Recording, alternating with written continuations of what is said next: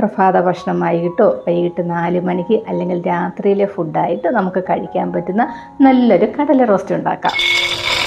200 gram കറുത്ത കടല 8 മുതൽ 10 മണിക്കൂർ വരെ വെള്ളത്തിയിട്ട് കുതിർത്ത് കഴുകി നമുക്ക് കുക്കറിലോട്ട് മാറ്റാം.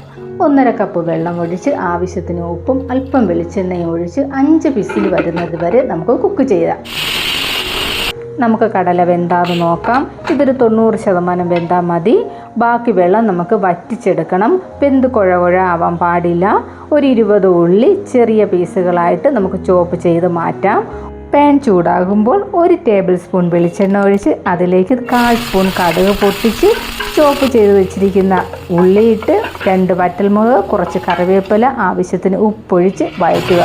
മൂക്കുന്നതിന് തൊട്ട് മുൻപ് 1 ടീസ്പൂൺ കുരുമുളക് പൊടിയും 3 പിഞ്ച് ഗരം മസാലയും ഇട്ട് നല്ല രീതിയിൽ വഴറ്റുക. അതിലേക്ക് നമ്മൾ വറ്റിച്ച് വെച്ചിരിക്കുന്ന കടല ഇട്ട് മിക്സ് ചെയ്ത് 2 മിനിറ്റ് അടച്ചു വയ്ക്കുക. എന്താ മണം! ഈ കടല റോസ്റ്റ് തീർച്ചയായിട്ടും നിങ്ങൾക്ക് ഇഷ്ടപ്പെടും. എല്ലാവരും ട്രൈ ചെയ്ത് നോക്കിയിട്ട് ഫീഡ്ബാക്ക് അറിയിക്കണേ.